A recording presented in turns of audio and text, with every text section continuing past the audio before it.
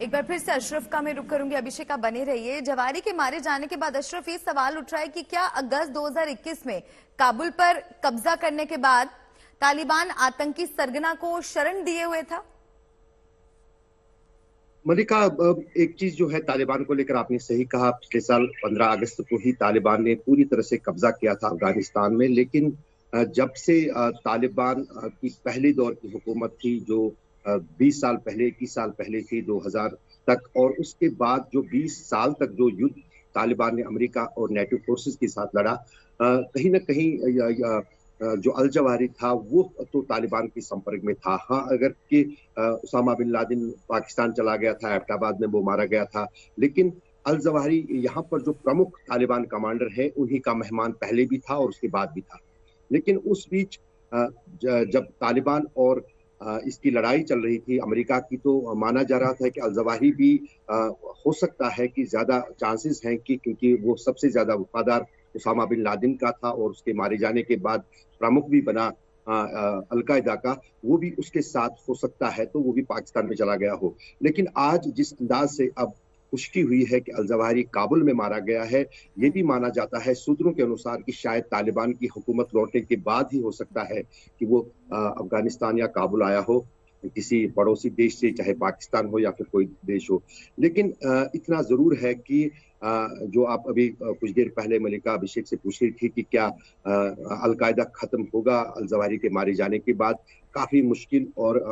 मुश्किल लगता है ये चीज, क्योंकि अलकायदा के प्रमुख उसामा बिन लादेन के मारे जाने के बाद यहाँ तक उसका शव भी गायब कर दिया गया था अमेरिका द्वारा। तब भी ये कहा गया था कि शायद अब अलकायदा खत्म हो गया, लेकिन उसके बाद अलकायदा ने विस्तार और किया अमेरिका के साथ साथ बाकी देशों में भी। और अल जवाहिरी के रहने और न रहने के बावजूद भी अलकायदा की जो ताकत या अलकायदा की जो उपस्थिति है वो कम नहीं हो जाएगी। हाँ, इतना जरूर है कि अब ये देखना मुश्किल होगा और अमेरिका के लिए ये चुनौती होगी कि अल जवाहिरी के मारे जाने के बाद अलकायदा किस तरह से इसका बदला अमेरिका से लेती है, या फिर खास तौर से अमेरिका से ही, तो और कहां पर। क्योंकि हमने देखा है कि जब भी इस तरह का प्रमुख किसी अंतर्राष्ट्रीय आतंकी संगठन का मारा जाता है, वो एक झटका होता है उस संगठन के लिए, लेकिन उसके बाद उसकी बदले की कार्रवाई भी होती है। तो जाहिर है कहीं ना कहीं इन चीजों को भी देखना होगा। लेकिन तालिबान के लिए दूसरी बात ये भी है, क्योंकि अलकायदा के साथ साथ इस्लामिक स्टेट जो है उसके जाल भी पूरी तरह से, जिससे तालिबान खुद जूझ रहा है, हमें अफगानिस्तान में पसरे हुए हैं, खासतौर से सीमावर्ती इलाकों में, क्योंकि नेटो फोर्सेस के निकलने के बाद उनको विस्तार में काफी जो है जगह मिली है अपने संगठन को बढ़ाने में, ऑपरेट करने में, खुले तौर पर ऑपरेट करना विद ऑल द जितने भी उनके साधन उपलब्ध है उनके साथ। तो अलकायदा का भी कुछ ऐसा ही हाल था, और अलकायदा को उतना बड़ा दुश्मन तालिबान नहीं मानता है जितना इस्लामिक स्टेट को मानता है। और अलकायदा की तरफ से अफगानिस्तान में या तालिबान हुकूमत में कोई ऐसी आतंकी घटना नहीं हुई है किसी के खिलाफ भी। और कहीं ना कहीं ये लगता है कि अलकायदा और तालिबान के बीच में एक सहमति थी। यही कारण है कि तालिबान सरकार ने पूरी तरह से इस हमले की न सिर्फ निंदा की है, बल्कि साफ अमेरिका को एक तरह से धमकी दी है अपने स्टेटमेंट में कि इस तरह के जो किसी देश में हस्तक्षेप है, किसी भी देश का, जो न सिर्फ दोहा एग्रीमेंट के खिलाफ है, बल्कि वो उस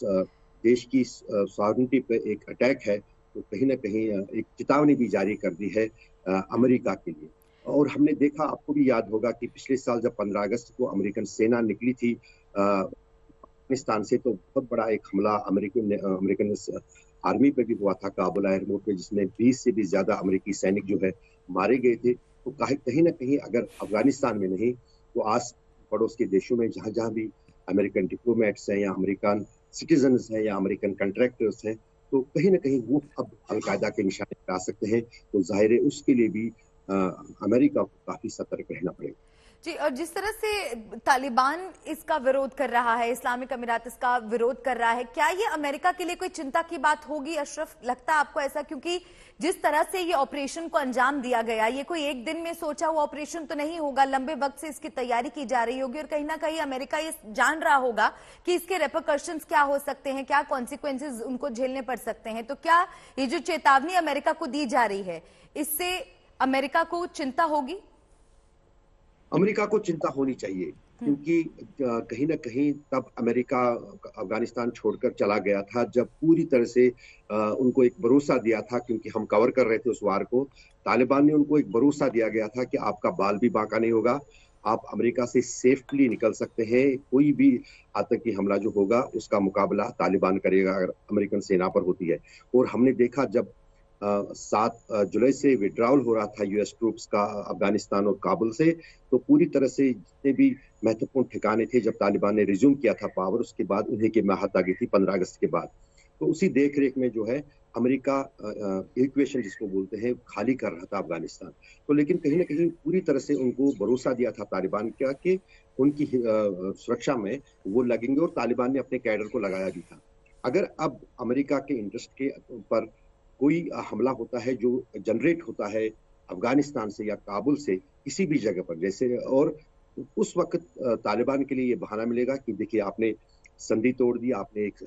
जो समझौता था दोनों देशों के बीच में, अमेरिका और अफ़गानिस्तान के बीच में, कि दोनों देश एक-दूसरे के खिलाफ कोई आतंकी कार्रवाई या हमला नहीं करेंगे। आपने इस जो है एक सहमति को तोड़ दिया है, तो हम भी इसको रोकने में अब आपके काम नहीं आ सकते हैं या आपकी बात नहीं मान सकते हैं। और तालिबान को तो दुनिया जानती है कि वो किसी की बात नहीं मानता है। अगर अमेरिका ने, और ये अफ़गानिस्तान की एक विचारधारा ही है वहाँ पर उन लोगों की, कि अगर उनके साथ कोई समझौता तोड़ता है, तो फिर यहाँ से वो समझौता तोड़ने में कोई बड़ा समय नहीं लेते हैं। वैसे भी अमेरिका कोई कुछ ख़ास जो आर्थिक मदद है, जो जो भरोसा दिया था अफ़गानिस्तान और तालिबान सरकार को, उसमें उतनी